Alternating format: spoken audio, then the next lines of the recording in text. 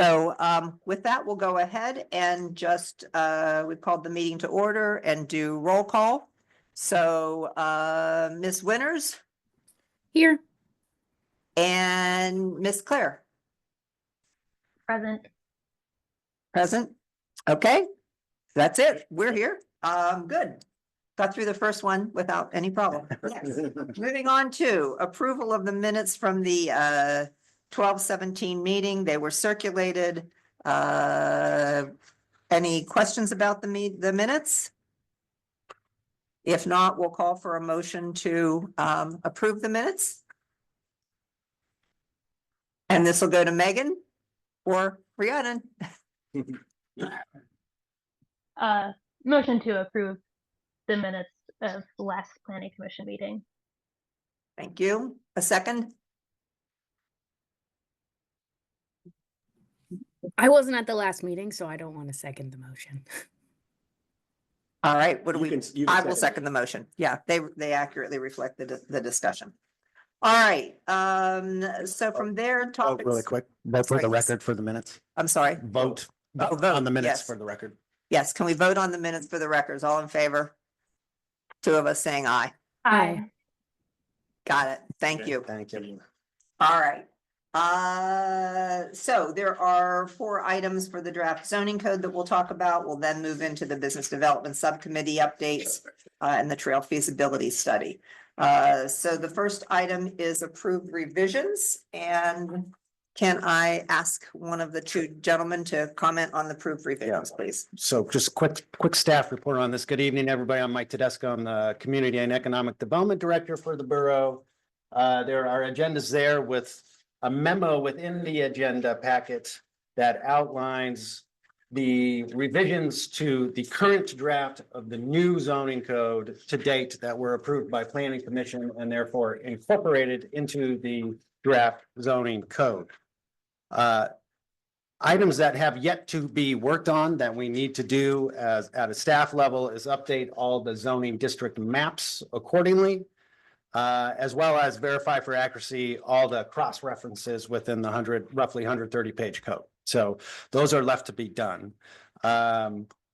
Thomas Street is next on our agenda, so we'll tackle that specifically once we hit that agenda item. So we're going to jump that just for a moment. But out of curiosity, how many folks are here from Thomas Street? Okay, thank you. Thank you all for coming. Welcome to the Planning Commission. Yes. Accepted revisions, I don't, unless anybody wants to dwell on any one of these bullet points, we've dwelled on them for, this is probably the 4th meeting now on all of these accepted revisions. So I won't summarize them, but anybody could read them. They're posted online. In addition, I updated the magic old code versus new code comparison memo, which is also online, if you want to check that out. So I will pause there. I mean, the memo really speaks for itself, and I know Thomas Street is a hot topic. So I will pause and see if there's any questions from Planning Commission. And Mike, I would just ask, is the memo that you're referring to, is that tell me which memo you're referring to that you said was also just revised and updated? The current code versus the new draft code Right. memo Oh, is which- posted online. Correct. Yes. The one we just saw, which has, yeah, so for those of you who asked in prior meetings, what has changed? This is the one it is against the last code, not against revisions to the code we're working on. So that is out there for you to look at and take a side-by-side comparison. Yes. Color coded and so forth. So thank you for that. Yep. All right, moving into then unresolved topics that we're needing to take a look at is the discussion of Thomas Street. And so thank you for all of you for attending. There are a few items that were covered in that. One of them was there was a request at a prior meeting that we make sure and do outreach to all of those of you who are on Thomas Street to make sure we get your opinion. That was sought, and I'll ask Jim to respond to that, or Mike, to the comments and responses. So thank you for those of you who responded. Also, we'll hear public comment later. There were also the issue of the single family housing lots and the lot sizes and what that does. One of our goals of all of this is to get more people in compliance with the code rather than being out of compliance. There will still be some, but we're moving in that direction as a part of the the code process that we have been engaged in for the past 6 years. So with that, may I ask you to summarize, Sure. Jim, the information that you found from that? And let me just ask Rhiannon and Megan, is there anything else before we move on that you would like to make sure we comment on? And you can type it in if you want. Someone can read it. I can't see it without turning around. I don't think so at the moment. Yeah, nothing for me at this time, thanks. Thank you. Jim? Great, thank you very much. My name is Jim Price, I'm the borough manager. And as you know, especially if you live on Thomas Street, we sent everybody on Thomas Street a letter laying out the two choices that we have. Basically, that Thomas Street can stay in R2, which will be in the new code will be community residential. And that means the way it's currently written, all of your houses are still non-conforming. Your houses are currently non-conforming under the current code, meaning that if your house was knocked down and you didn't, and 3 years from now, someone tried to rebuild it, they cannot do it. Because of the bulk regulations. Currently in your district, you have to, in an R2 district, you have to have a 50-foot wide lot to be able to build a house. And all of your lots are 25 feet or 30 or 25 feet.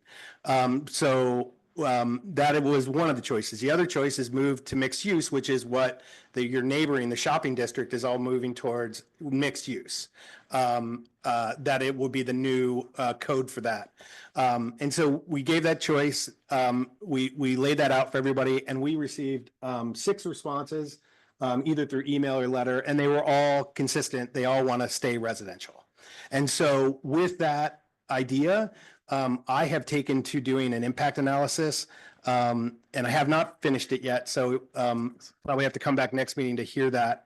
But it's basically going to be advice for how do we do exactly what AJ was just mentioning, which is how do we bring more of those lots that are smaller than what is accepted now into compliance? Because it's not just you. If you look in the document there, if you look in page, it is the green map.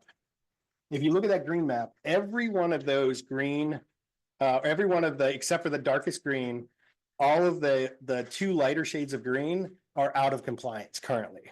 Meaning that the code that was written in 2004, and I don't know what the code was before that, but it required lot sizes, both from a lot width and from a lot square footage that are smaller than what those properties are currently. And even if we take and we change that, and this is just, again, this is a preliminary information. I will have much better information next time because I actually, partially over vacation, went and measured the width of every single parcel in the borough. And so we now have that information and we're mapping it and we're going to be able to display how that affects, how the choices that we make here are going to affect property owners across the borough.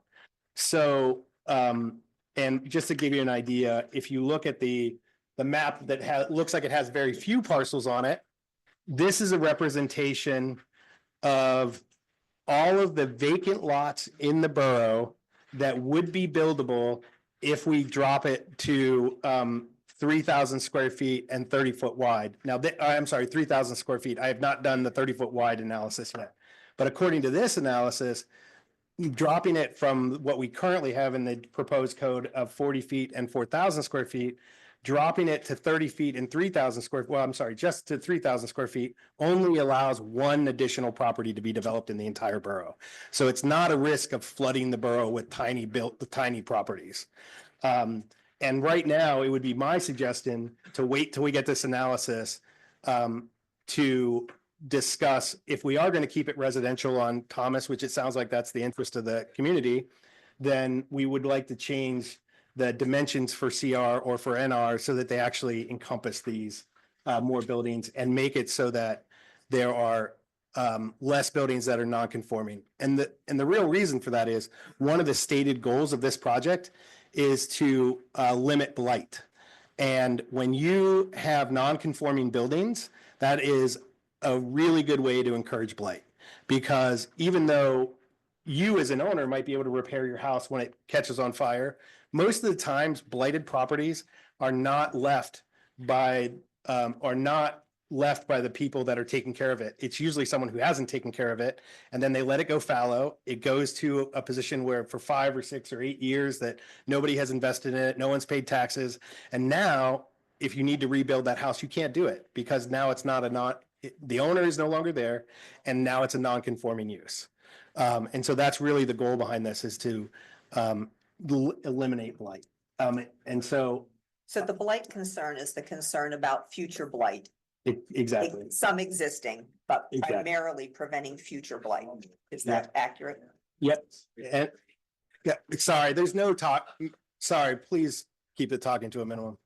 And if I can add quickly, two other items. I think it's fair to say from a staff level, we have no opinion on whether it should be zoned commercial or residential per se. Yep. Our perspective is, how do we bring these smaller lots, these are some of the smallest lots in the borough, into zoning conformance? How do we make them, I mean, I don't want to mix my legal terms here, but how do we make them more legal than they are now?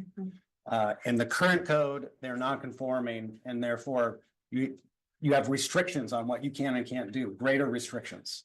In the new code, it's the same. You still have greater restrictions, whether it's mixed use or residential. So how do we bring you into conformance? That's our question here. Then the true question for planning commission is just that. So hearing your perspective on how you want to be zoned is, I think, why you're all here today. And the process, this is my second point. I suppose planning commission can make some choices tonight if they feel compelled to, but there's a couple months left more of this conversation to be had at planning commission level. And planning commission makes a recommendation to borough council. It's borough council that is the approving authority one way or another on all the recommendations that planning commission makes. So this conversation is going to go for a number of months beyond tonight as well. So obviously I encourage you to keep track of things. If you have questions, email us. If you're hearing things maybe on social media and you want to figure out maybe what the facts are, email us. We're happy to, we're open books. We're here to help. So, yep. May I ask, my fellow commissioners, do either of you have a comment or question about the information that was just presented? Yeah, I have a question. Would it be possible to do an overlay to address the non-conforming uses? So keep it residential, but then have, an overlay that puts those existing properties into conformance with the zoning code? And can you explain what you want or what you mean by an overlay, just so everybody is clear on what you're asking for? Yeah, sure. And I'm definitely not a technical expert here. So I know in some cases you can have a district, you could have an area of a municipality that's under like an R1, for example, R2, whatever zoning code. So it has to follow all the rules and stuff under that designation. But then you can add some additional parameters by doing an overlay just for a specific area. I know sometimes that's done with like areas, conservation areas, or sometimes other less common uses like that. But I'm just curious if that's something that's even possible, because that might be a way to, keep it residential, like we've, heard that the residents want, but also address the non-conforming uses. So it's more of a question for the staff and Mandy, because I'm not really sure on the technical details there. I'll start by saying that generally speaking, an overlay is something that you do when you're not addressing your entire zoning code. It's a way to quickly change a recommendation for a given area. And given that the number of lots that are non-conforming are spread throughout the entire borough, I think it makes more sense to adjust the overall lot numbers than to do an overlay. But Mandy, I don't know from a legal standpoint, can you even do an overlay when you're doing a zoning district, a whole zoning update like this? And Mandy, can you introduce yourself first? Oh, hi, I'm Mandy Colleen. I am solicitor for the planning commission. I don't think so, because we're creating new districts and defining what those are and what's permitted. So the overlay it's almost like creating an exception to the new districts we're creating. Right, right. So you don't think so, you don't know. I don't. I'm just- To be rude, but we hear a lot of maybe. So, Greg- if some, a few, we hear a lot of. Greg, Greg. Greg, I understand, but we're in the middle of a meeting and we need to have Greg, more clarity. may I ask? Let me ask the question. Exactly. Could you clarify, please? Yes, Thank you. this is the first time this proposal has come up. Guys in the back of the room, could I ask for quiet, please? Thank you. And it's something we can look into to confirm whether or not it would be legal, but I think Jim's point is a good one that it's not just one area. This issue affects scattered lots.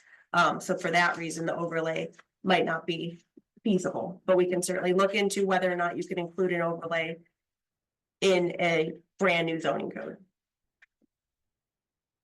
Thank you. Rhiannon, thank you for raising that. I think it's raised awareness of some things I wasn't familiar with, so always learning opportunity. Megan, anything from you? I don't think so at this time. Thanks.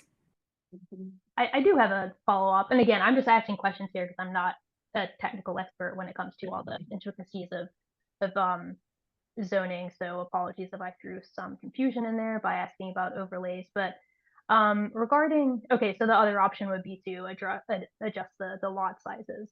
Now, would that be potentially considered like spot zoning if we created a separate like a new zoning district or just adjusted the lot sizes in that Thomas Street area?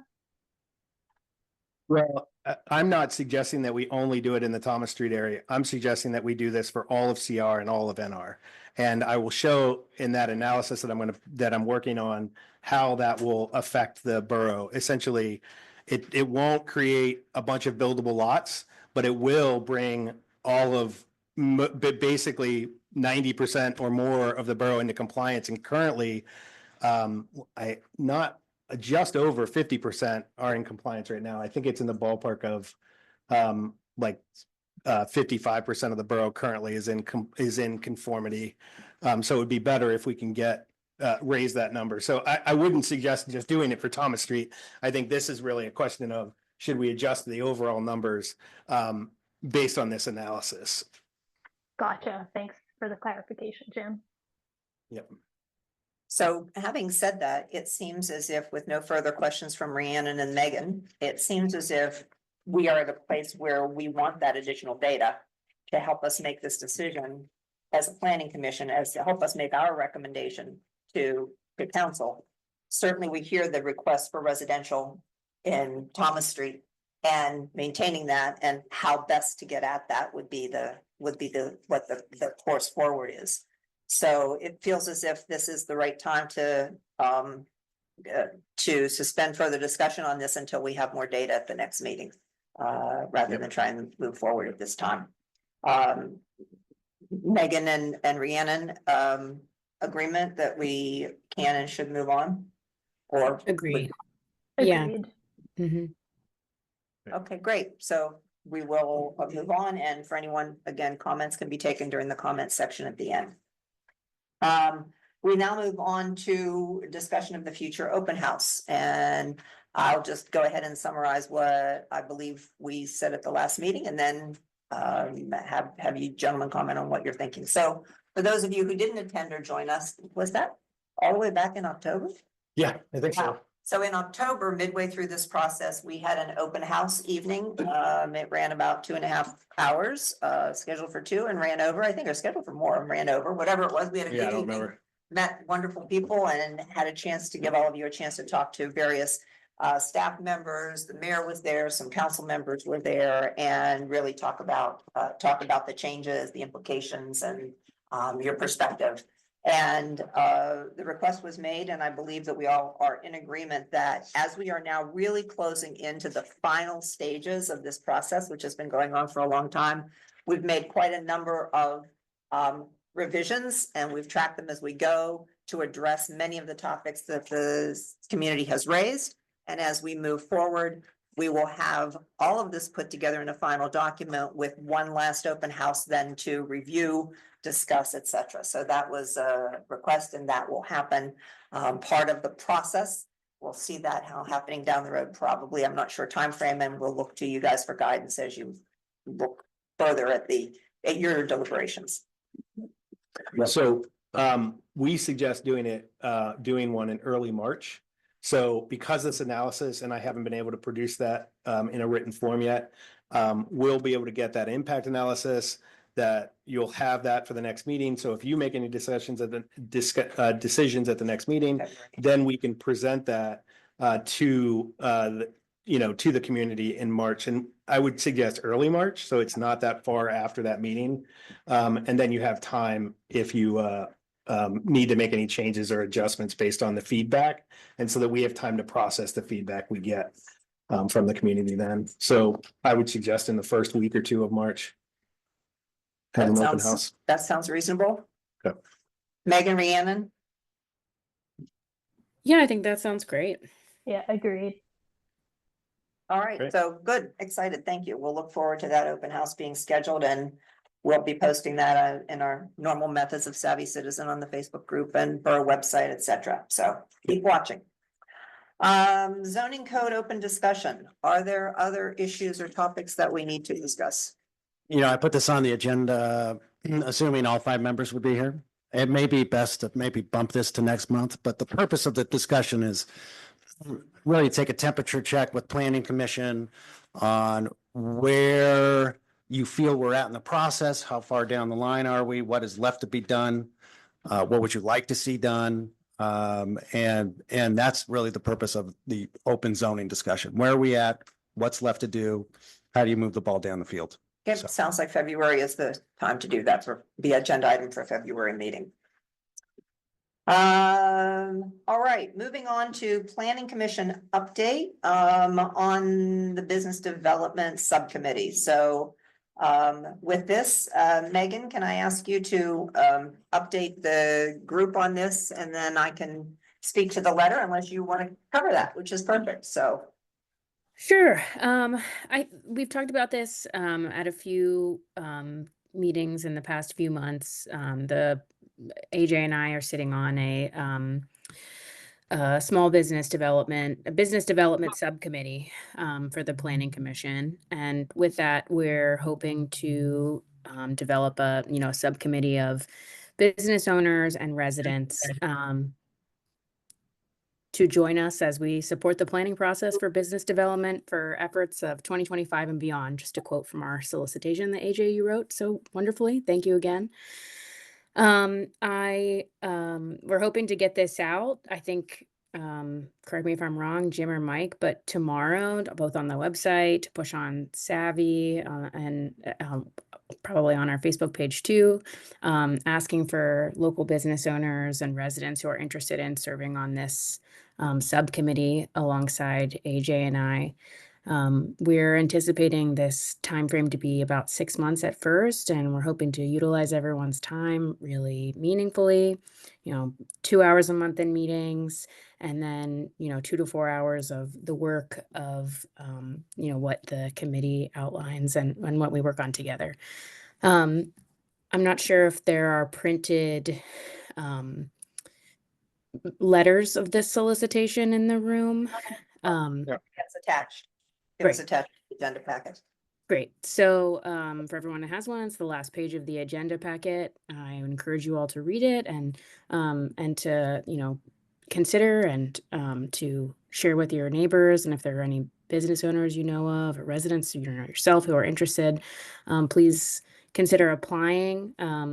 We are looking for folks to respond by Friday, February 14th, and then we hope to, I think, get started sometime in March. Am I missing anything, AJ? You want to add to that? Megan, do you just want to comment a little bit for all of us here about the some of the just sort of the preliminary goals and objectives, some of the things that we're thinking about doing with the subcommittee? Yeah, so this is kind of it's for me what was drawing me to the Planning Commission, right? And elevating our current small businesses that we cherish so much in the borough, and the work to attract more businesses to the borough, and doing so with current business owners and residents in mind as we navigate that process. So, emphasis on us working together to a business directory, working alongside Mike as our economic development director for something to exist on our website that highlights our current businesses, and then forming relationships with business owners, with commercial property owners, to identify, what their needs are, what businesses they're hoping to attract, or just generally what their plans are. I think there's a good amount of data collection in this endeavor, relationship building, and just future planning for our borough, in connection with, business growth. So this is, I think all in line with what the sort of trajectory of the planning commission is right now. The zoning update was from the beginning about attracting more businesses to Crafton. So this is kind of a long time coming, it seems, to have something that and a concerted effort to work alongside and attract more businesses, with residents and business owners at part of that. Absolutely. Thank you, Megan. And I guess I would just offer a couple additional things. One is that for us, an important place to start is providing a venue that business owners can get together and have a forum for meeting one another and talking, and that we can learn from them. And right now, we don't even have a solid list. We're working on building a directory. And thanks to Crystal Beam, who's here tonight, who's started with her work in Crafton Heritage to start building that for her outreach. We're merging that, and we're working, beginning to work on getting all of that information in our database so that we can then move from there into contact and really nurturing the businesses that we have, and showing them that we appreciate them, as well as how can we help them, and even some ideas about shop local and what can we do to really jazz things up for the holidays for our business owners around here and so forth. So those are some of the preliminary thoughts, and we're really looking for people. And as Megan said, I'll just reinforce, we want to move, and we want to have an impact this year. And so 3 weeks to respond if you'd like to. We'll start interviewing potential folks. We're looking at 4 to 5 businesses and 2 to 3 residents to comprise the group. And so we please read that and reach out through the Planning Commission on the website to join us. All right. If nothing else, we'll move on to the trail feasibility process update, and I'm relying on one of you to comment on that for us. Yep, I'll take that. We had the kickoff meeting. So we have, the borough received grant funding from DCNR to do a trail feasibility study. We have 2 fairly significant trails that have never been made official. One is a Creekside Trail, and the other is recently purchased properties that is considered Baker's Acres, but some people know it as the Busway Trail, but it's the trail that goes by the busway. We still don't technically own one little part of that, but that is quickly being fixed right now. But we had I think we had 18 people there last night, so we had a great meeting, walk through the process, and that process will be happening over the next 8 to 10 months, laying out what the borough could do and what we expect to achieve and what the vision is from the community for that work. So we're excited to see that moving forward. And we're doing a trail walk with everybody on the committee late in February. So we're looking forward to how that all goes. So that's my update. Thank you. Thank you. Megan, Rhiannon, any questions on the feasibility process for the trails? No, thanks for the update.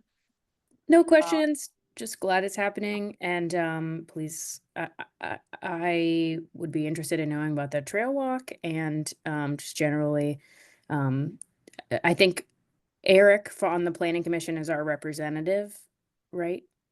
Yes. Yes. So I guess in future meetings, we'll anticipate Eric giving us the update on the trail feasibility group.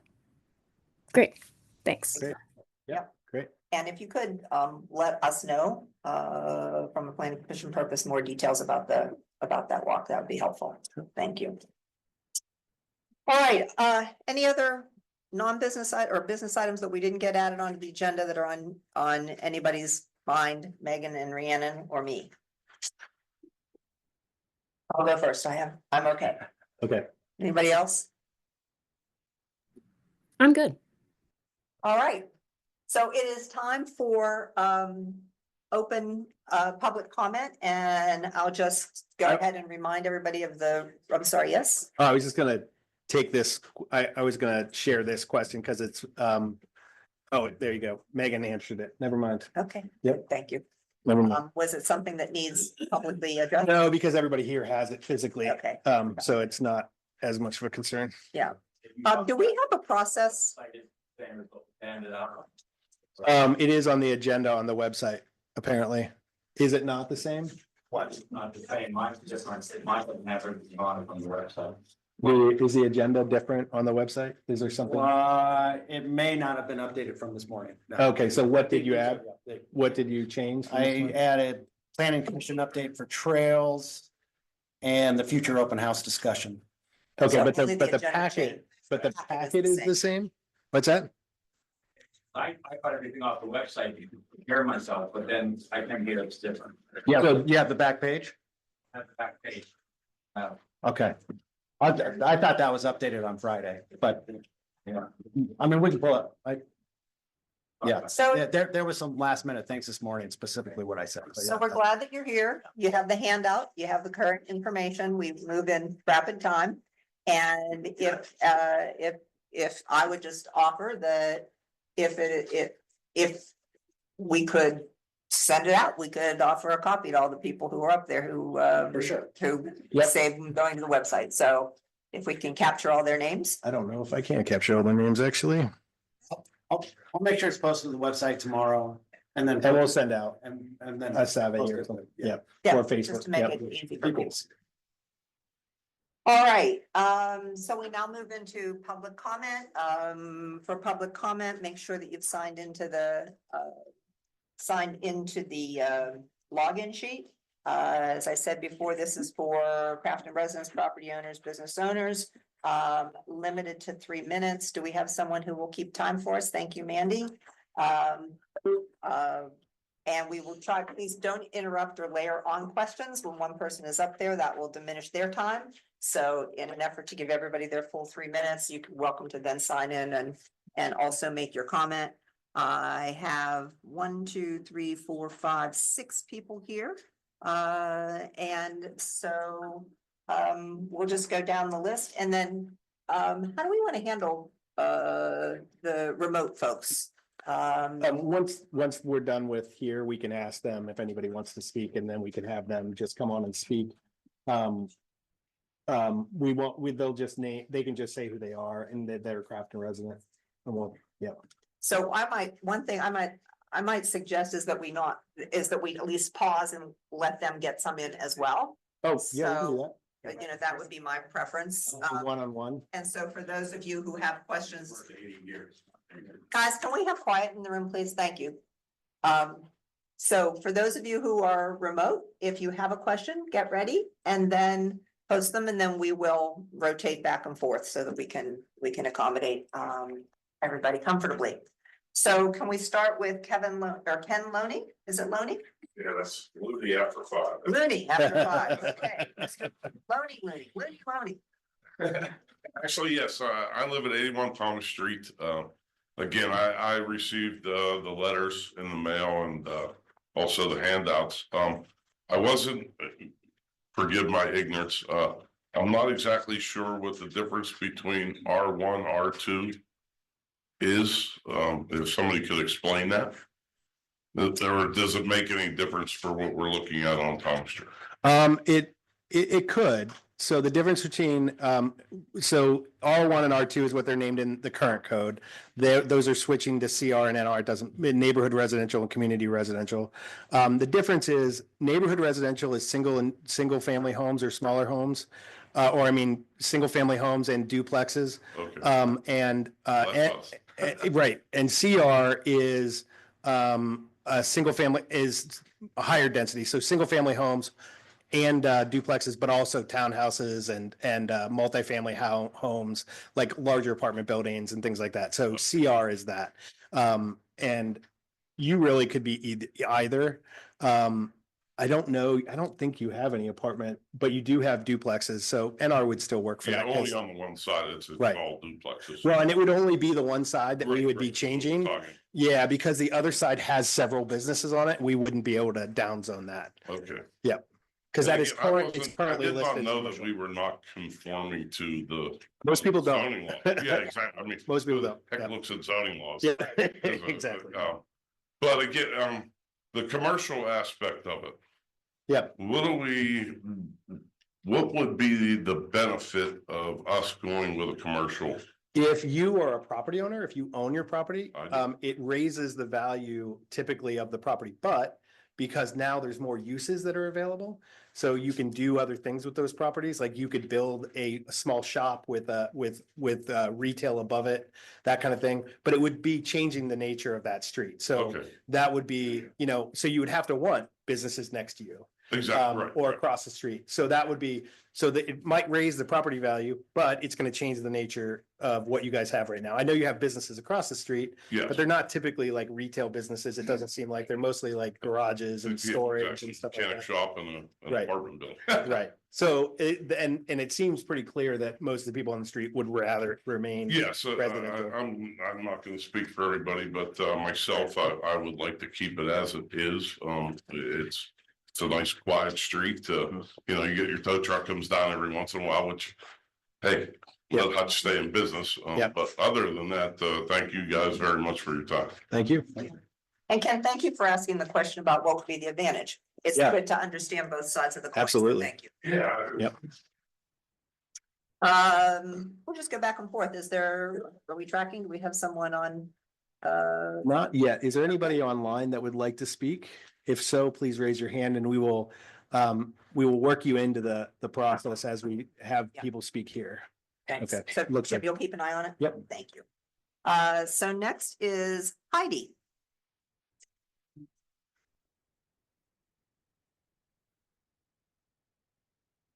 And you don't have to give your address. We're doing that for privacy purposes now that we broadcast, but your name, Okay. please. Heidi Munn. I've been in Crafton since 92 and zoning is a thankless job. So thank you. And it looks like the software is better than what I used. I was on council in the early 2000s. And I know one of my quick questions is, did anybody look into the prior trail feasibility studies and that stuff done in the late 1990s somethings? That was the first time I was aware that there was ever another study. There was all kind of feasibility studies because the borough took land by eminent domain down in the valley. And then maybe they didn't take it by, I'm not even sure where that landed, Yeah, but there was supposed to be a recreation study for all that land. And I'm not sure whatever became of that, but that should have been, I think by our retention policies, I think studies have to be saved forever. So we might have it. And now I didn't know to look for it. well, And looking for something that old is probably in a box in the basement, but we can geez. definitely try. yeah, but I mean, Yeah. I've kind of been waiting to see if there's going to be something, a whole park plan for the whole valley. Yeah. And I think it should be a flood zone with solar panels on it, but that's another topic. So anyway, and also that land that,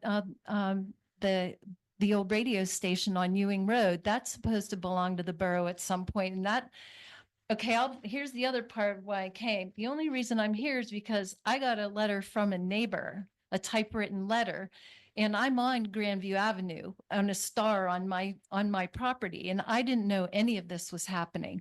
So I mean, I guess the Thomas Street residents got something, but I've never seen anything. I know I think it was last summer, I went to one of the planning or some kind of zoning question, resident input. And I went to that and had some questions and I thought there was follow-up from that. I thought Ingram was going to be involved.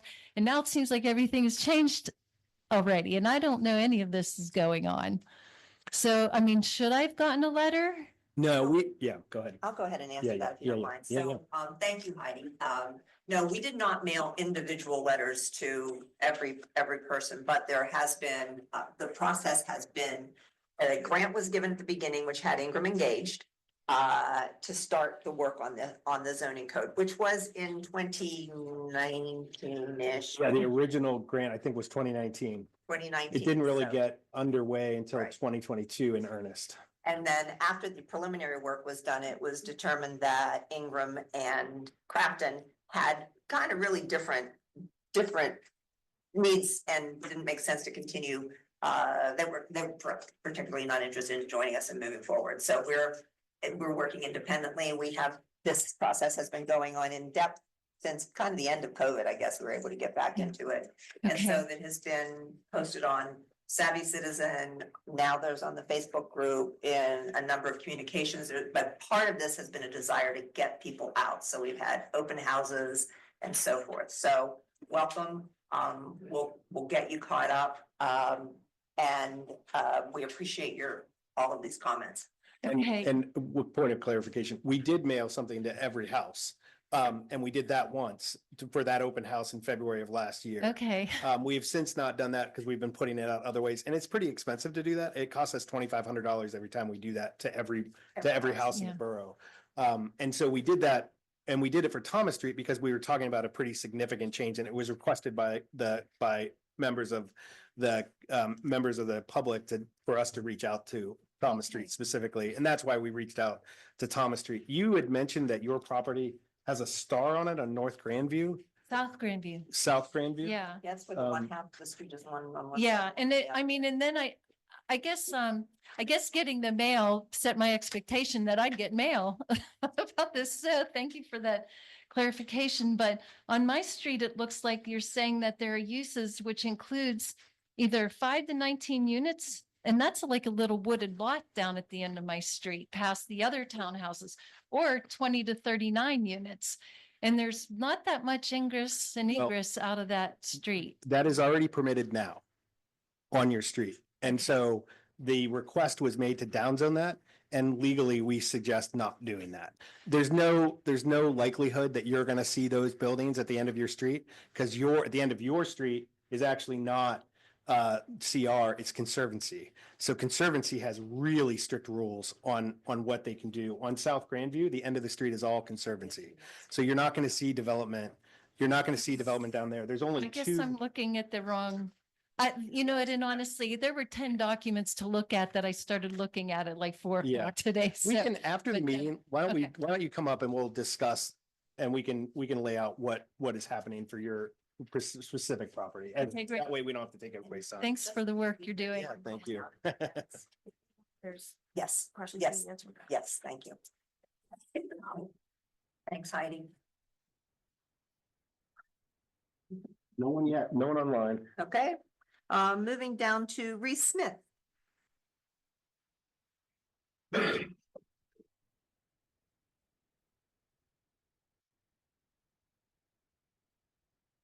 I'm Reed Smith. First thing, I'd like to recommend you guys add a public comment at the beginning of the meeting as well to comment on topics on the agenda. It's just something I've seen on a lot of other government meetings. I think it's very helpful for people to actually talk to you guys before you make decisions or have discussions about that. But also, so I'll post on the website the other day with like this code, update, summarizing things. You guys know what I'm talking about? Yeah. Okay, this was my first look at some of the changes of the code. So if I bring stuff up that's already been discussed ad nauseum, my apologies. It's my first time seeing it. I have a question about, you mentioned canopies for facades in retail areas and spaces. It said you had to have a canopy. That my correct understanding? I But believe that is correct, yeah. Now, do you currently have to have a canopy as well, or is that a change? It looked like it was a change, right? I think that is a change. Yeah, But Okay, without, yeah. So I'm without, bringing it up because I don't think that's a good idea. I don't think that we should mandate all our retail spaces have to have canopies over the sidewalk. I think it's just, now you're making all these businesses go out of their way to add canopies to buildings that don't necessarily have them. People don't want to have to deal with the hassle of having a canopy. I think that's fine. You also introduce, now companies have to deal with more liability because now there's a chance their canopy could fall and hit someone. So I just didn't think that canopy mandate was too good of an idea. I had another question about things I didn't understand. It mentioned there's like a front facade transparency percentage. What does that mean? Like transparency and like percentages. Like what is Yeah, that? so that is a lot of the code that is in the set in that district that you're talking about is designed to encourage retail stores or businesses that are open to the public. You don't want people in a central business district building a brick storefront with no transparency and just a door, you know, which has happened in the past. You really want them to have windows and show off. And so, and that is common. That is a very common norm now in most resident or in most commercial central business districts like Crafton has. And it's really the way they built when they were building back in the 20s and 30s and 40s. That's really the way they built anyway, was that transparency on the front of the building. So that's what that's encouraging, is making it more pedestrian friendly. It's also the reason for the canopy, is it's about pedestrian friendly. And I want to note something that will not require, if we pass this, that does not require everybody in the central business district to suddenly go get canopies. It only means that if you're going to do major work to your building, just like anything else in this code, it only affects you as if you pull a building code or a zoning permit and you're making significant changes to your building. So no one else would have to conform until they do major changes or make significant changes to their building and have to then follow the new zoning code. That's time. Yeah. But for the facade transparency percentage, it also mentions 45% for residential uses. So that means like houses. So like all houses their front building have to have 45% like windows. Is that it then? If they're in that, only if they're in the central business district. Oh, so only for residential areas in the central business district. Correct. So there are still residences in the central business district.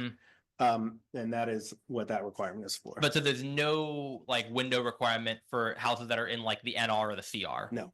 Yeah, Okay. you need to say that loudly. Yeah. That's Your good. time up, sir. Okay. Thank you. Thank you. There is a question, a written question online. Would you like me to read that? Please. Okay, this is from Vincent Urgani. Sorry if I butchered that, Vincent. Crafton resident on Warren Street. Can you please confirm that all of the lots on Warren Park, Rebecca Coulter have in fact went back to neighborhood residential? I live on the side of Warren that has always been marked NR. I just wanted to make sure that it is what is bounded meant. In terms of zoning, I additionally am in a non-conforming property, 2,500 to 4,000 square feet. I'm considering a parking pad being added to my property due to the Park Warren apartment residents consistently misusing the street, and that the complex having apparently more vehicles than what their current off-street parking can provide. Does having non-conforming property size affect my ability to request a parking pad? With the zoning and for particular streets where some NR properties have numerous dwellings, is there any way to consider permit parking? I apologize if this was not appropriate forum to ask. I can stop by to talk and understand what you can do with my property. First time homeowner who chose Crafton. Great question. I'll address each one of those. So the first is, yes, all of those streets have gone back to NR, and I can share I think I have a map pulled up. Well, where was that? Oh, is it part of this big document? There is a small shot of the map that is talking about, yeah, Where is the agenda. It's in the agenda. It's in the agenda. Yes. Okay. So I'm going to share this very quickly to show that has been changed. Let me just close this for now. There we go. There it is. Oh, right there. But it's not changed. Well, it's not changed in there, but that's. Oh, yeah. Didn't you have you had mine pulled up? It's right there. Oh, Just okay. answer it. We may not need to see it. Yeah, okay. Well, it has been changed. So, here's the new zoning. Sorry, apologies. This is the new map. I'm not sure if that's being shared though, so let me make sure that is being shared. Okay. Now we are sharing the new map, the updated map, which we were just able to do today. That's why it's not in everything. But this is those streets have been changed back. So that's answering your first question. Your next question, now I gotta pull it up again. Where are QA actually again? Oh, right here. Okay, so that answers the first question. And as far as the second question is concerned, I'll have to check on The second question, it's kind of small to see. what, yeah. The second question is about a parking pad. Do you know off the top of your head if that would require them to be conforming to allow them to build a parking pad? I am not I entirely don't know off sure. the top of my head. Yeah, we'll have to look into that for that one. It is possible that because you're a non-conforming lot, you would not be able to do that, but we'll have to look into the way the current code is written. So I apologize, I'm not able to answer that specifically. And then is there a way to consider permit parking? Absolutely. And I think that if it gets to that point where parking becomes an issue, I know they've considered it in the past and it never went through. But it's definitely something that boroughs of this size can use to deal with parking issues if they're an issue in a given neighborhood or area. Time's up. Thank you. Okay. So let's move on to somebody in the room now. Did we, and thank you for choosing Crafton. Thank you for listening to Yes. questions. We will move on to George. Is George still here? I think he wasn't feeling well. Okay, thank you. I feel better, George. Maddie, is it Grandma? Grosso, Maddie Grosso. Hi, Maddie. I didn't really prepare a question, so I'm just going off the That's fine. my. Just whatever your observation, your comment, or your questions. Oh, yeah, I have comments and questions. I'm from Thomas Street, and I've talked to someone in the office numerous times. I don't know who. Could have been me. I know I talked to you once. Oh, okay. Yeah, yeah. All right, well, here I am. I'm very, very opposed to it becoming, well, the Airbnb and all that stuff and the zoning. But now I'm reading all this stuff here. So not only the Airbnb situations, I talked to you about that. You did. Yes. Okay. But also we have a terrible parking situation. And I am in a section where it's all townhouses. So now you're saying about foot, 25, 30 feet. Well, I'm connected to somebody and I'm in the 25 to 30 feet. So what am I supposed to do?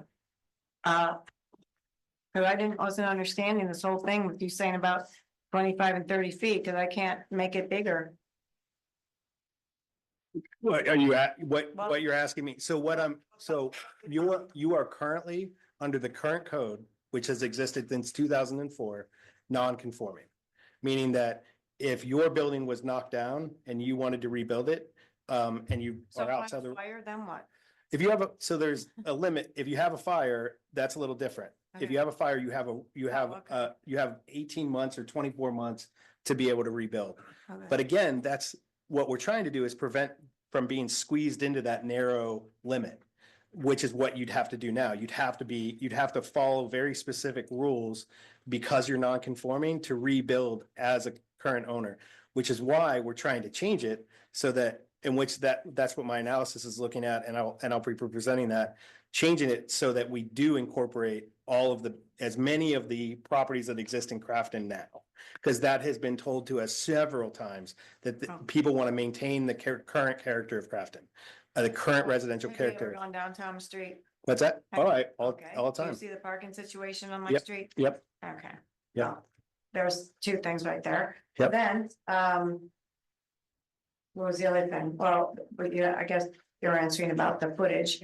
Also, fences, whatever, I put in a pool 10 years ago and it had to be 6 feet. Now, I don't know, this 4 feet things, 4 feet high, whatever, cause my fence is 6 feet, cause they thought I had to have it 6 feet to have a pool.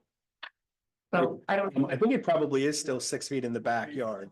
Oh, it is. Yeah, that is only for the, All right. yeah, that's pretty typical for a front yard. Real Yeah. quick. Yeah. And what was my other question? And Mandy, while you're looking, just so you know, we are sorely aware of the parking situation in all of Crafton. Yeah. Due to the Okay, so nature of everybody the, else has parking too? just to the nature of a 200-year-old. Well, and Well, but even like on our street, we've got a apartment building across too, and I mean, you know, they don't have a lot of parking over there either, but we just, you know. Yeah. with That's some- terrible. It's, Yeah. yeah, it's a problem. That's 3 Commercial minutes. over there. Okay. You know, it's just a hassle. I mean, I can't even have company. It's terrible, terrible. So then when they, you know, when I've talked to you, I gotta talk to you more than once, but. Mhm. Okay, yes, If it- feel free to call me again. Yeah, yeah. Thank you. I guess, pretty much that addresses it, you know, I just don't want Airbnb. I mean, he's rented it out now to a girl for a whole year, so it's been very nice, but before that, it's been troublesome. But. Thank you. That addresses my question pretty much. Thank you. Thank you. Thank you for bringing it up. Uh, Is there anybody else online? I think there was somebody online. Hold on. Well, and I thought there was somebody, I think Cody actually, and somebody else raised their hand. Yeah, let me, hold that. All right, well, first. you're looking at that. Mark, are you next? Yeah, I also live on Thomas Street. I don't want no Airbnb whatsoever. Okay, because it's terrible parking, and plus Airbnb didn't work in Pittsburgh, so I don't even know why you would try to bring it to Crafton. Okay, now if you change this, are you gonna sneak the Airbnb in or what? We're not sneaking anything in. This has all been public, but the Airbnb, if you do change the residential, Airbnbs won't be allowed. I have another thing about the blight. Yep. If the slumlords down there that don't get inspected, because we own 4 of them, that we get inspected every time. There's certain people that don't get inspected, and I asked them why, you know what his reply to me was? They know a lot of people. No, that's, Yeah, well, that's whoever, what he said, who- okay? yeah, that's, Yes. We know who that is, right? Well, Thank you. Mark, I'm gonna thank you for that and. and I will make one note, though, there have been issues with the way that our rental inspection was written, and it has been very hard to get to, you know, the landlords that care about their property and care about doing the right thing. No, I'm, let me explain. No, I know, Front porch on 11. sir, let me, can I respond? That's fine. I'm just explaining to you. Yes, but just like one conversation at a time, not interrupted. Go ahead. Yes, Jim. thank you, sorry. But basically, the way the rules are written right now, it is very difficult for us to get to landlords. If they decide to not respond to us and not, it is very difficult. And we are changing that so that everybody is going to get inspected every 3 years regardless. That's your change and that's written in. And that is totally separate from this process. And we're working on. It's scheduled for every time. Sir, thank you. Thank you for your comments. Yep, No, here's thank you. Here's what I would invite. I would invite further conversation on that particular topic with the office. Yeah. During office time, and it looks as if that may not be satisfactory to you. So perhaps write us a letter that we can then hear it all and then read it and be better prepared to have a discussion about it. But thank you, appreciate it. Next meeting, if you want to. Pardon me? I'll bring you a letter next meeting. Thank you. We want to. Yeah, thank you. And I apologize. I didn't mean to imply that someone didn't say that to you, but I do, but I do want to imply that that is incorrect. And if that is happening, then we are going to fix it. Yeah, and So, thank you. be hopeful that we're writing these things into the plan to make positive difference in the community. And having gone to the point of getting. Make it a point that all the Correct. rules are for everybody. That is Absolutely, correct. And we're gonna absolutely. do it that way. Definitely, we're Absolutely. gonna do everything we can. 25 years. Yes, we want to do everything we can to move in that direction Yep. and Sometimes you need to change code to do it, and that's what we're working on. Next, I have a question from Christine Sciolio. That's a written question. For folks concerned about non-conforming lots and who want to do updates to their properties, are they not able to seek a variance? Residents could seek a hearing before the zoning hearing board and request a variance to put a parking pad in, et cetera. Yes, that is true. But that process is very expensive and limiting. So you have now put a barrier in front of people that want to take this process. That a variance process can take months, if not years. It's a public process, and there's no guarantee that you get the variance. If you can't prove a hardship, you won't get a variance. And if you do get a variance, even after not being able to prove a hardship, we can get sued and then it can be overturned. So variances are not the way that you want to deal with non-conforming lots. It makes the process very onerous for the owner, and it just takes a lot more time and work. So that ideally is not recommended. I don't know if you have any. No, that's, you nailed it. Yeah. Nailed it. All right, on the list here, thank you again, Mark, and we'll go and, I'm sorry, the name of the person, oh, Chris, thank you, Kristen. Yep. And then Greg Wozniak.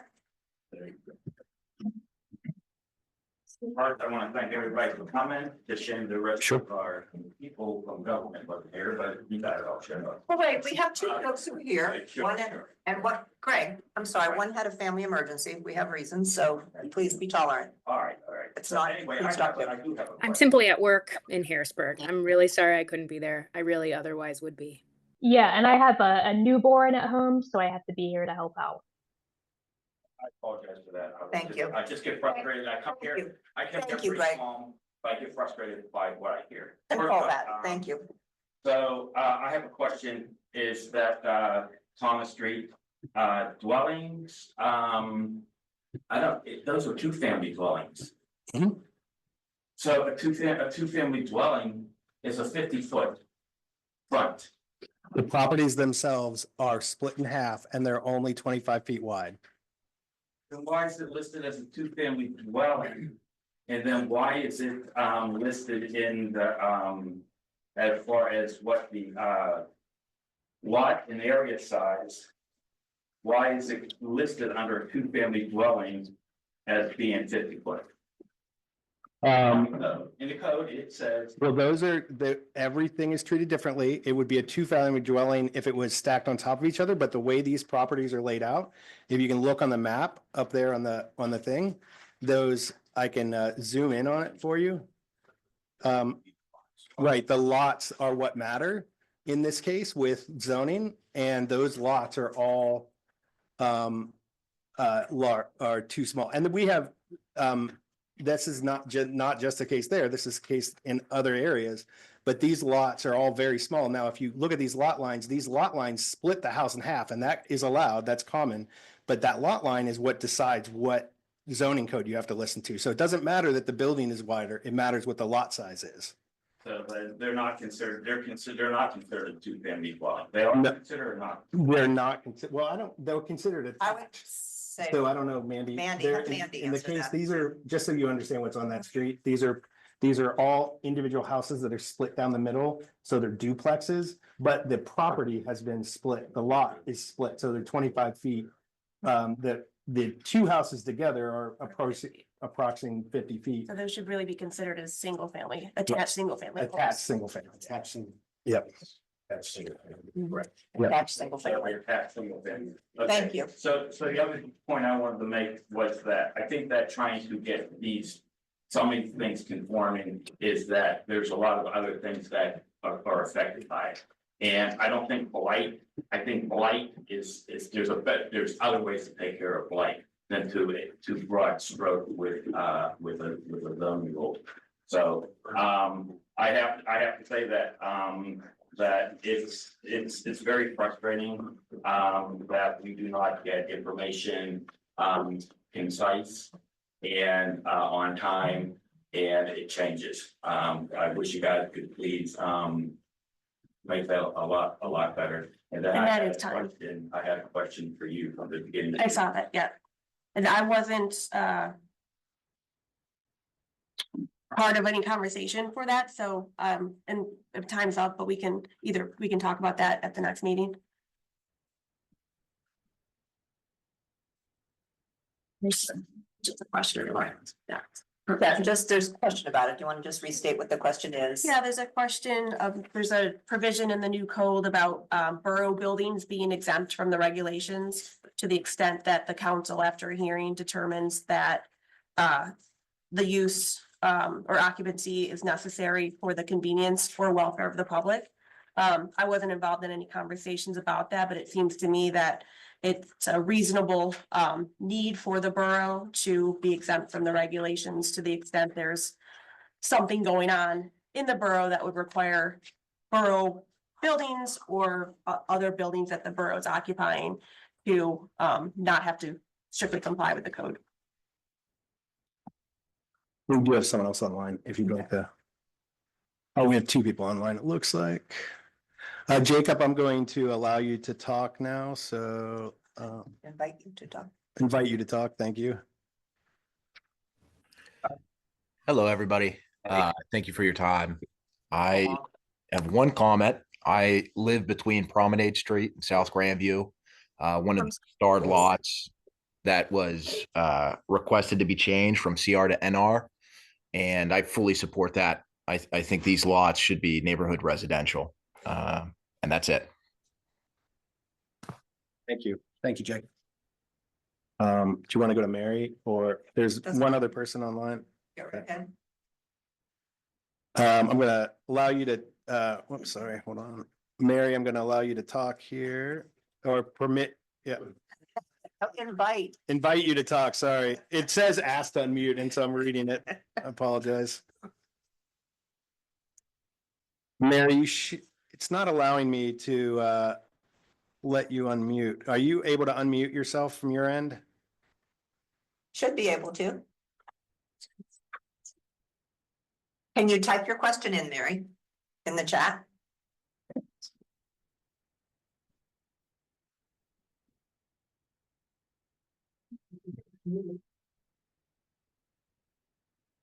Is there anyone else here who has? Yes, whoever, I think, was that James, your arm has been up there? James, you want to come up and sign in, please? You can just take this back there. Here's a pen. And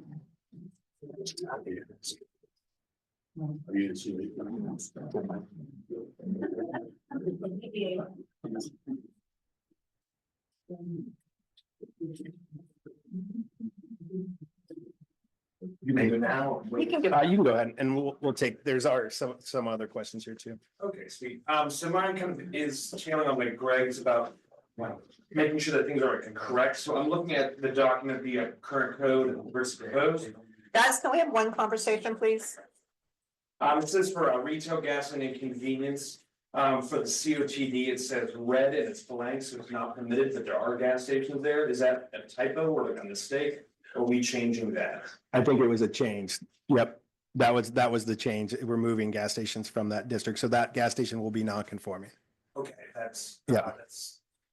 Sunoco, then, right? Correct. And then what will that turn it into, or will that just? It can stay Sunoco for as long as it's a gas station. And if someone else owns it, it can stay a gas station until someone changes the use, at which time it can never become a gas station again.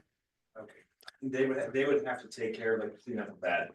I don't, that'd be a question for you. If a gas station goes defunct, do they have to pay for cleanup? It would likely be the new owner. That's what I thought. Yeah. Okay, so realistically, it's gonna stay. Yeah. And we have two questions online. I'll read the first one. I own a single family home that is now, it's an anonymous attendee. So I will just, and Mary has raised her hand again, but I'll come back to you, Mary, in just a second. You should be able to unmute when I come back to you.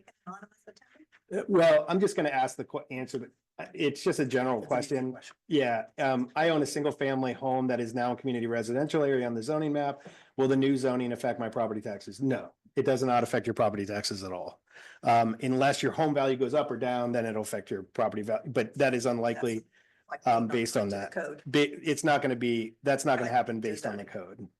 And Mary, I'm going to allow, or invite you to unmute. Are you, Mary, you should have permission to unmute. So you should be able to unmute yourself. That's on your end because it's telling me that you have permission. Okay, so I guess we're having issues with figuring that out. So Mary, I'm sorry, if you want to type your question in the Q&A box, you're more than welcome to do that. In the time being, I'm gonna read Cody Sheets has put up a question. I'll read his question. Is it possible for the zoning hearing board to pass variances for ADUs or other changes at will? What is the process that the law regulates for zoning hearing board to pass variances? What scenarios would make borough susceptible to lawsuits, as Jim referenced earlier, with hardships or otherwise? You want to take that? Yeah, short answer is no, the zoning hearing board cannot grant variances at will. The standard for obtaining a variance is very high. You essentially have to show that you can't use your property for its use classification without the variance, or you can't build something in that district without the variance. And that's not the only thing. You have to show that there are no other permissible uses that could be done as is, and that it would have no negative impact on the neighbors. So it's a very high standard. The zoning hearing board has to take those requests very seriously, examine them very carefully. And if they make a decision that the neighbors disagree with, there is an appeal process. And that's what Jim was referencing, that if they grant a variance and without grounds, the neighbors could appeal, and that would likely be overturned. Great, all right. That's all I have online. Yes, please come up. Yep. Sign in. Excuse me, I didn't think I had anything to say until I heard more of this. That's why we have this at the end. No, go ahead. No.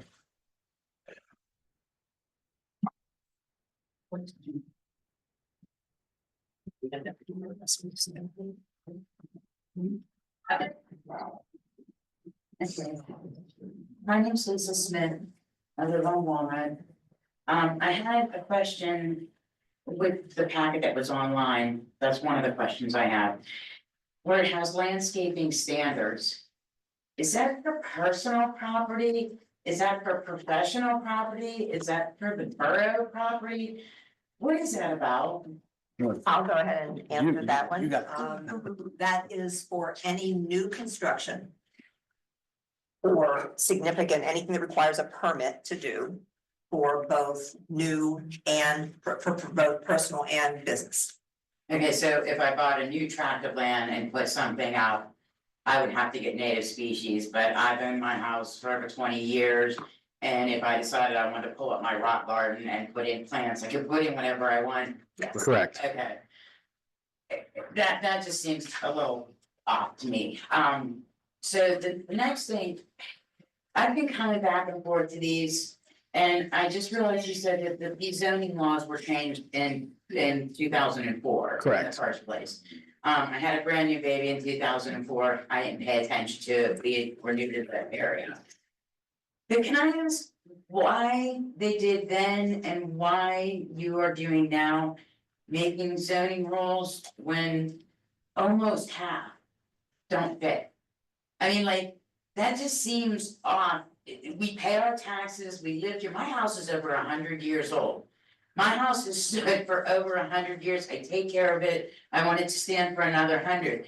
But if it falls down, I'd like to be able to rebuild it. And I just found out I'm not in compliance. And that's, you guys are talking about you don't want blight, and I get that. And if you want to make that for new places, okay, you want to build something new, then you put that in and that's fine. But these people on Thomas Street, a lot of those, the people have lived there, like their parents live there and they live there now, and then they want to hand it on to and you're telling them, well, you know, if you want to do anything to it, too bad, so sad, you can't. No, that's what we're trying to fix. That's exactly it. When a lot of, What we're telling. yeah, that's exactly what we're trying to fix. A lot of zoning laws, historically, the zoning only started 100 years ago. And actually Crafton was one of the first boroughs in the country that had zoning. We had zoning before the Euclidean rules came into effect nationwide. And we have gone through many iterations, and we have much better technology today. In 2004, when they did this with a consultant who probably didn't have really good GIS and couldn't analyze all the lots. That's what this map is. This map is a system called Geographic Information Systems. It makes it very easy for me to be able to go on and look at what actually exists on the ground.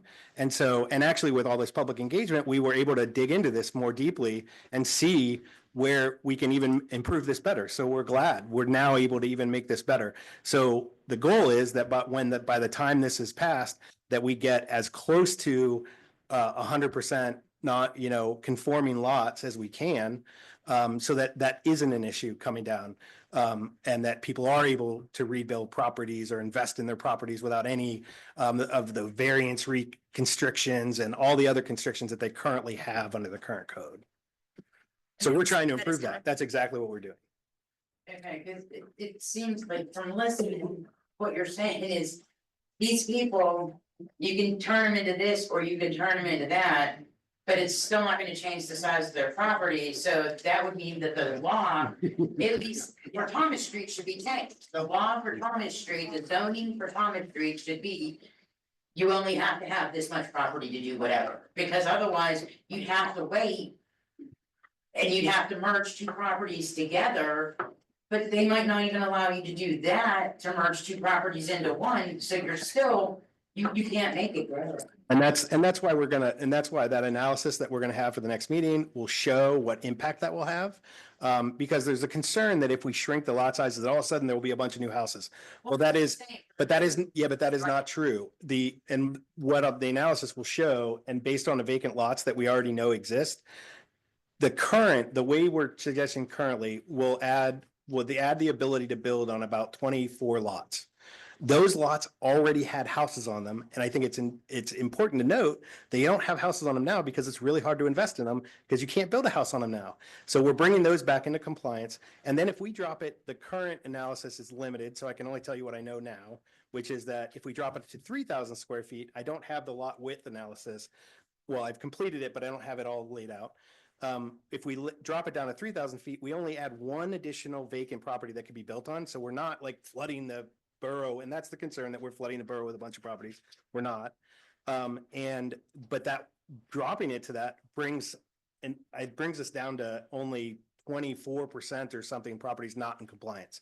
And so we're trying to get that number down so that everybody is in, or as close to everybody is in compliance as we can. So the problem is that not everybody understands what's being said and what's trying to be done, and everybody's freaking out. Correct. Okay, thank you. Appreciate that and appreciate the Thank you. summary. Yeah. Okay, Crystal, I think you had. I didn't sign in, but.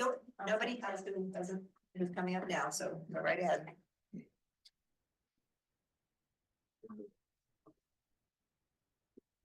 Anybody else online? Jim, are we good? No, not yet. No.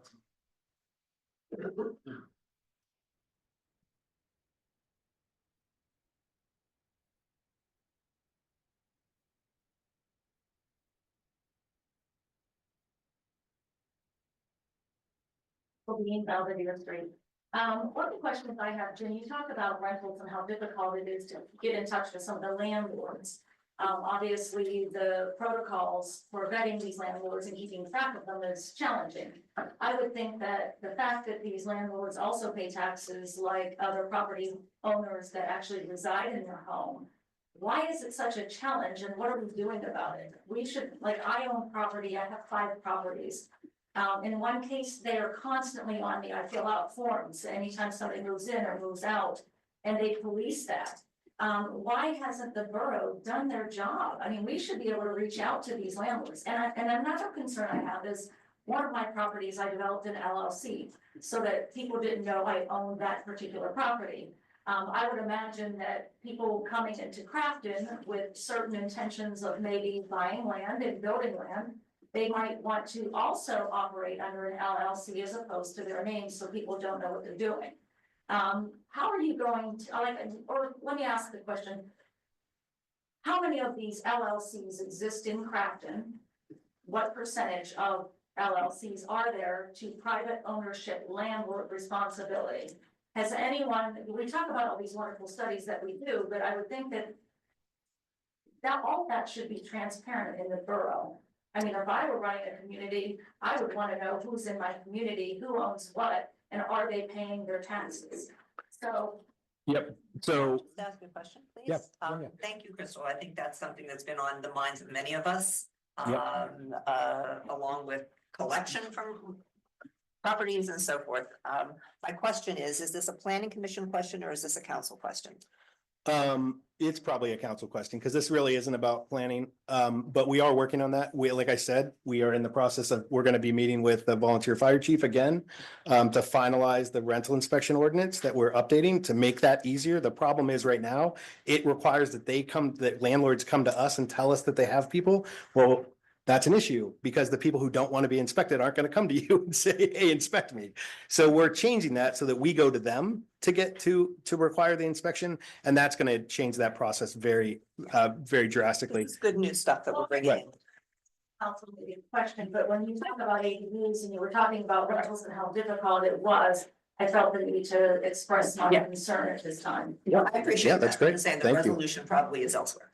Yep. But thank you. Thank you. Thank you. Yep.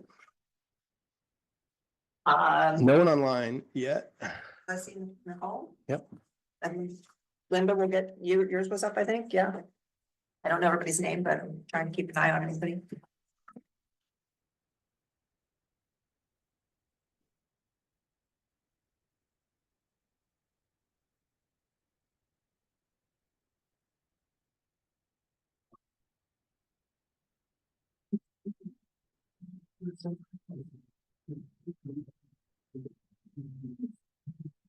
So I just want to first thank the planning commission for the changes in transparency which people requested. Oh, no, it's just not working.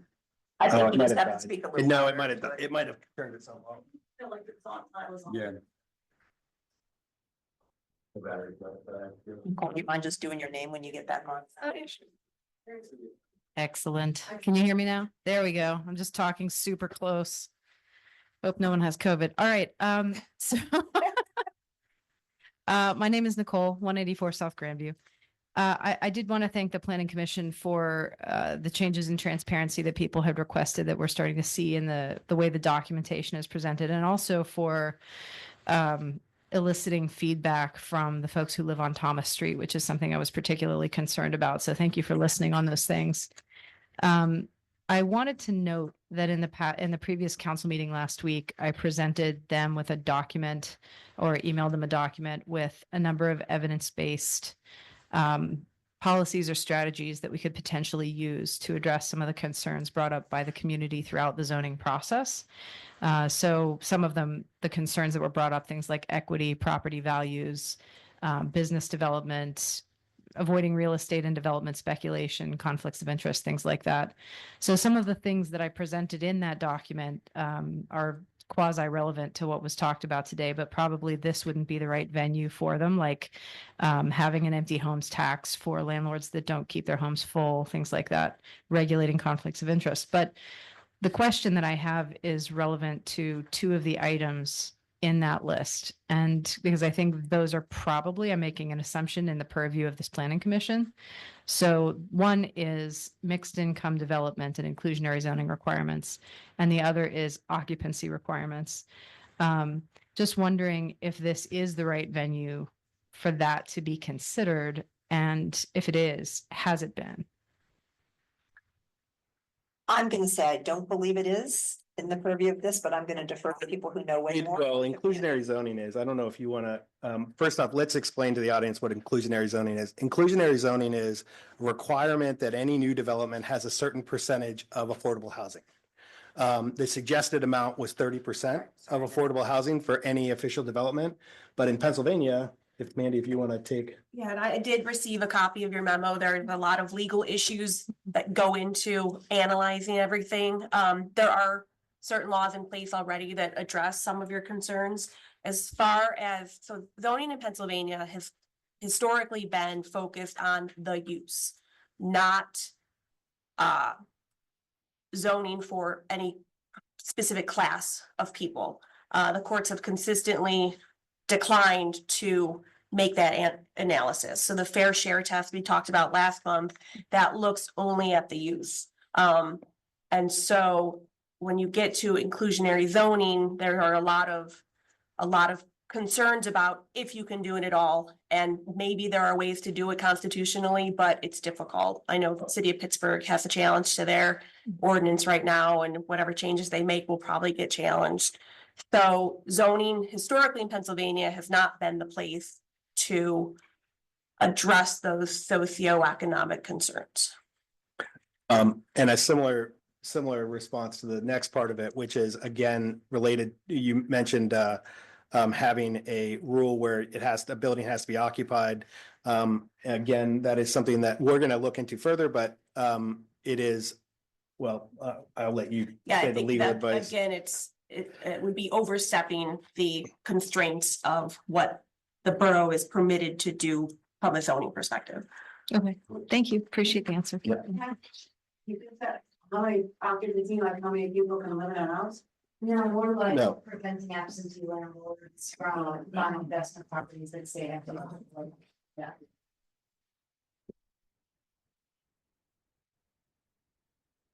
Just one piece of information I can give that we just recently, and this will be a part of the bigger analysis, but more than 85% of properties in Crafton are owned by either the people who live in them or someone who lives in the zip code. So a vast majority, and only 117 properties in the entire borough or residential properties in the entire borough are owned by people who don't live in Allegheny County. So it's fairly rare that you can see significant outside investment in Allegheny County or in Crafton. Linda Wozniak, Bar Avenue. We're spending so much time on the non-conformance issue. Right now, everyone that's non-conforming, if they choose to install or need to install new windows, they can. If they want a new roof, they can put that on. If they need to make repairs to their property under the current and proposed, if they happen to remain non-conforming, they can still do that. So I don't know why we're spending so much time trying to gather all these non-conforming properties and force them into a conforming purpose. There's the only time that becomes an issue is if someone has more of an extreme need, like if they have something that would come to a variance, and variance isn't the hardship that everybody purports it is. It does include oversight. It does say you have to outline what you intend to do, and there's a fee, but it's not a hurdle so great that the blight problem would dovetail with it. If you have a blighted property, somebody doesn't care. If you have a non-conforming property, people can still use it the way they want. They can still repair and keep their property in good condition. It's not keeping them from doing it. So I think we shouldn't try to force all this non-conforming stuff, which has been in place for heaven knows how long. It doesn't matter as much as we're making it a thing. So let's remember that Non-conforming now. yeah, the things that are there, we can still keep up and we can still maintain. Somebody that intends to have a blighted property, you could fine them, but you can't really mandate that away. All you're doing is making everybody believe that being in this non-conforming state is a problem, and it's not the big problem that it's purported to be. Thank you, Linda. Thank you. Please come up if you'd like to.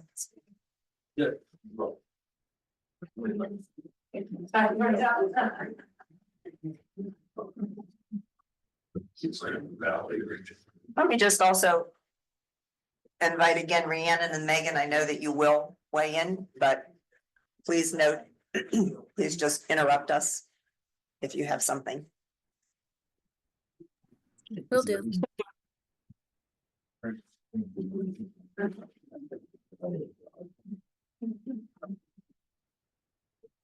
Hi, Jan Sweeney from Lincoln Avenue. I have 3 questions.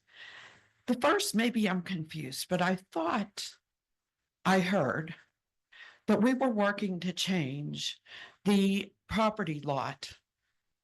A lot of the residential properties are 50-foot wide by however much deep. And I thought we were trying to change that to 40. And I thought that was what we agreed on. But then it seems like that has gone down to 30. So I'm a little confused where all this 30-foot is coming from. We have not decided to change it. I am going to make a proposal that we do change it though. To either 30 or 25 feet to bring those buildings into compliance. And keep in mind, what is your fear from that? because there's a lot of misunderstanding around this. What is your fear if we change it to 25 feet or 30 feet?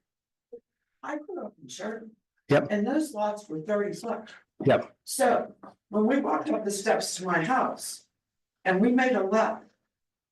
On this side of my house, there was about 1.5 feet. And that was sidewalk. Mhm. And the next 1.5 feet was dirt. And that was my neighbor's. When I went in my house and walked up the steps, there was a window right here. That's the closest. And But keep in mind, when we change that, if we change it, not a single property in the borough changes. But you bring all those buildings into compliance that currently are not in compliance. And we have, if you look at the map, all of these properties yes, here are in non-compliance, all of the properties on Thomas Street. There are properties throughout the borough that are currently non-conforming that this will help, but it doesn't cause any new development. And I'm confused by, most of the properties are already built out. There are only some 30 properties that vacant properties that exist that would be buildable at the 40-foot limit. Going down to a 30-foot limit I mentioned would only add one property. So there's not going to be a flood of, I'm misunderstanding. I don't understand the concern about lowering the lot sizes because it doesn't force anybody to change their lot size. As a matter of fact, if you were going to change your lot size, let's say you live on Maplewood Street, you have these 5 properties in a row. 2 of the properties in a row would have to be demolished. And then you'd have to go to a long, extensive process in council to get to get your lot lines changed. If you were going to try to change your lot lines, which would be public and can be denied for any reason. So if anybody from the public just comes and denies it, says they want to deny it, they will, and they can. And so there's not going to be and it's very expensive process. So if you're a developer or if you're someone flipping houses, you're never going to get into that because it's just not worth your time. So I'm not understanding the concern because we're not going to change any lot sizes. If you live on a street that's all 50 feet, they're going to stay 50 feet. If you live on a street that's all 60 feet, they're going to stay 60 feet. The only thing we're doing is if you live on a street that's 40 feet or on a street that's 30 feet, and we have several, then you're in compliance and now you're able to, let's say your house gets demolished and 5 years later you want to sell the property to somebody else. Now there's value to that property. So you're raising property values, you're encouraging people to build and repair their current properties. And it's generally a good practice from a zoning perspective to bring as many buildings into compliance as you can. so people that are not in compliance now, Mhm. number one, why can't they just be grandfathered in? To stay as they are and leave 50 feet as it is. Is there any reward for the property owners that are 25 feet? Yes, because now it raises their property value because now that property can be rebuilt at any time. There's no risks for them. Whereas there is a risk if they're not conforming. There's an additional risk if you're not conforming. But there's no real value. No, Unless maybe there is down the road. But anyway, I You don't had- agree you with had- that. I you can had completely put it 50, you can agree about it. My second question is this business about canopies. For the business facades, and you said if any permit is pulled. They would need to have a canopy, a zoning permit, yeah. a zoning permit. Okay. And we are So over our maybe- 3 minutes. Yeah. Say, go ahead. We are over our 3 minutes. Okay. But I didn't speak. for I you. know, we know that. Jim did. Yes. Right. So, if a permit was pulled, say for a bathroom. Would they need to have a canopy installed it? No, because that wouldn't be a zoning permit. That's only a building permit. Only zoning. They would have to change their zoning use or make a zoning permit change for that to be required. Or more than 50% reconstruction of the building, yeah. And my last is, I know we have an issue with ADUs in the borough now that we don't know about, Mhm. but we know about. So in Determining the numbers is what you're Yes. referencing. We're finding out the numbers. We don't know the exact number today. But we know. No, they're here. Right. So is there any way in the proposed zoning plan for ADUs to be increased in the borough? New No. ADU? No, No. No, not even with the variance? no. No. No. If somebody does have an ADU, do they ever have to have a separate sewer lines, separate utilities?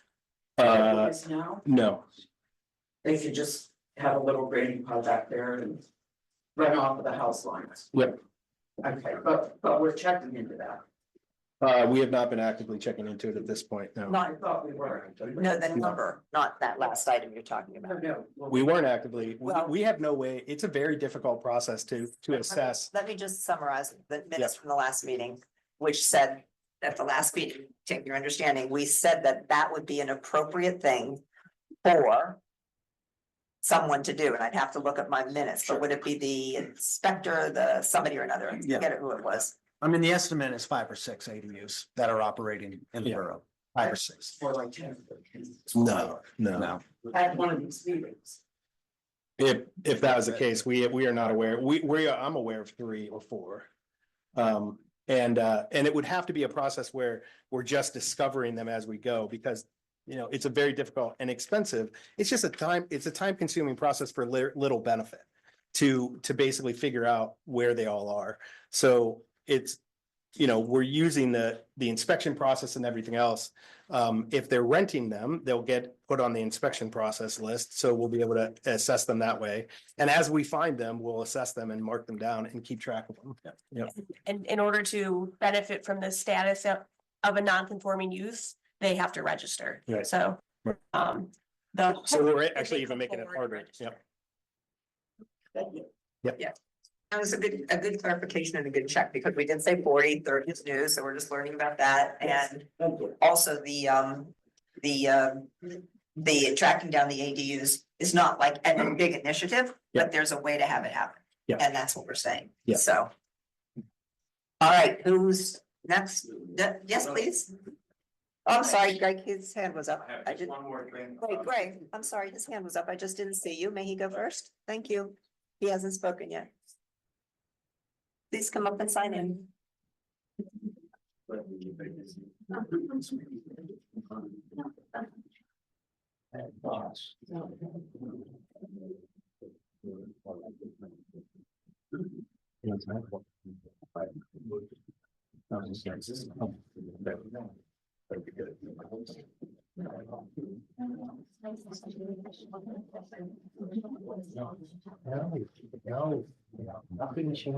Everybody. Okay, we're ready to go, guys. Jim, Okay, go ahead. no, Sorry. make sure it's on. So it's Oh, then the battery died. This is the problem. The batteries die so fast.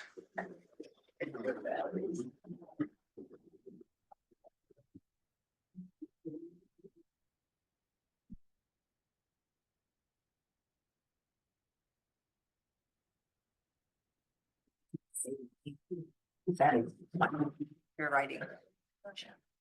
No, first name. That's all right. I can't read mine either. Oh, actually.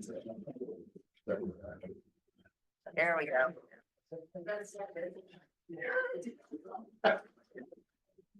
Like, I apologize, I'm new, like, to these meetings and some of these terms. Welcome. So Join the crowd. there seems to be this issue about being non-conforming. And isn't it the way you write that code that can help determine how many are conforming or non-conforming? And so if you kind of monkey around with that, you might be able to change that. It's because it seems like right now, it seems like if it's in a non-conforming status, that makes it, we would want to change the zoning. It just seems like this is like the general vibe I'm getting. And then so if we wanted to change the zoning from the beginning, then we could just kind of monkey around with these numbers. Like, it seems like you have software that would be able to do that. So maybe you wouldn't have as much problems if you just altered how you like your rules in the beginning. So there'd be more conforming. I don't, Well, I mean, that's what That we're is what looking we're to do. doing. That's what we're aiming. to sorry do. to. No, that's okay. No, that's okay. That's exactly what we're aiming to do. I would just say it is very, as a newcomer to this commission, it is very confusing. And what we're doing is trying to get exactly what you've said. Just get the code written so that more people are conforming without having to do any changes, so we don't have bigger issues down the road or more people non-conforming. Okay, and this might be like what you call a council issue, but I'm sorry because the guy brought it up. But the whole idea about like somebody's property getting inspected and then somebody else's property not having to get inspected, that's like a red flag. Yep. Yes. That's really bad. Yep. And I wouldn't even bring it up if that was only the first time I've heard anything like that. Cause I've heard something else very recently, someone who it was some kind of compliance thing where they were asked to comply and their neighbor wasn't asked to comply. And the person even pushed the issue. You know what I mean? It wasn't just like, oh, nobody called this on my neighbor. So, and I mean, I know just from growing up in Pittsburgh, Pittsburgh is notoriously corrupt. So, I mean, I'm just saying, like, if that's an issue, then, I mean, like a lot of people talk about justice and like social justice and stuff.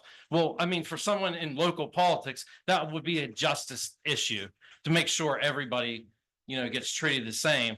And just the last thing, like all these issues with parking, everyone keeps talking about parking, and you have all these issues with zoning and you have everybody getting, you know, asking questions about it. You guys should know that. You should have known the answer to the question about the parking pad. I mean, you should probably know if anyone can put a parking pad. I mean, honestly, I'm on Calder. Can I put a parking pad? I just think you guys should know that. That's all. Yeah, thank you. Thank you, Mike. I think where it comes in the parking pad issue, it's nuanced. There's, you know, when you're talking about specific laws and what's non-conforming and what's not, you really want to, I don't have the code in front of me, and that's why I don't want to state what it, you know, what it says. Right. And those are little nuances, and that might just be, you know, a sentence or so here. And to the rental inspection and to fairly distributing what we do, I absolutely agree. And we're working to improve that. Sometimes it takes time to get through that. And one of the biggest things with the rental inspection process is it's just not, the way it's set up right now, it's very difficult to manage, and we're working to improve that. So that it's more functional. And we understand. I completely agree with you. And Mike, I would also say, I very much appreciate bringing up issues, and this goes for you too, Crystal, just please take them to council. That's where the voices will really be heard in a way, and the more people that speak to that, the more attention will get paid to that. So thank you for bringing it up, but please take it forward. Let me just check. You got something. Okay, Greg, yes. Yep. Yeah, this is just a follow-up to my other thing. For Thomas Street, the letter you, Mike, you sent said that you recommended them, or you mentioned that one of the changes would be to change them to mixed use. Correct. And Possibility, it's not a recommendation. Yeah, it's not a recommendation. well, not a recommendation. It says that Those there are was the an choices. option of These are the changing the mixed choices. use. Yeah, which will match the surrounding uses of your neighborhood and provide property owners with more flexibility to improve their properties, because a change in mixed use designation allows for commercial uses mixed with residential uses. But if you go down through the table and you go through mixed use, single families are not allowed in mixed use. Yep, correct. So But then, it's still reality. They would still have more options for their property under a mixed use. And the surrounding commercial properties would be are going to be zoned mixed use. So it doesn't, he's not arguing, yeah, and he's not arguing that it brings them into compliance or conformance, but it does, between those two choices, the way they're written, because one is completely non-conforming with no other options, the other one has some more options, but now we're discussing now a third option, which is changing the which we only knew because we're working through this and we're trying to figure it out.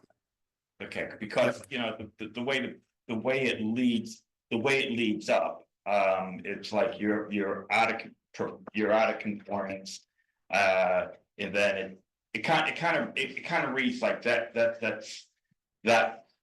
may bring you in, but I just wanted to well, I guess you do know that it's definitely, you're not allowed to have residential properties in the mixed use area, single family homes in the mixed use area. It's non-conforming So all the ways around. It's No matter. Okay. Yep. All right, just wanted to clarify that. Thank you, Greg. All right, There's a comment online that the minimum lot size width required to construct multifamily housing in NCR was increased from 40 feet to 60 feet. That's true. So that's not really a question, it's just a statement by, thank you, Kristen. And then if the liminal lot was reduced to 25 or 30 feet, the side yard setback of 5 feet would still apply, thus the building itself could only be 15 or 20 feet wide. If it's new construction, correct, yes.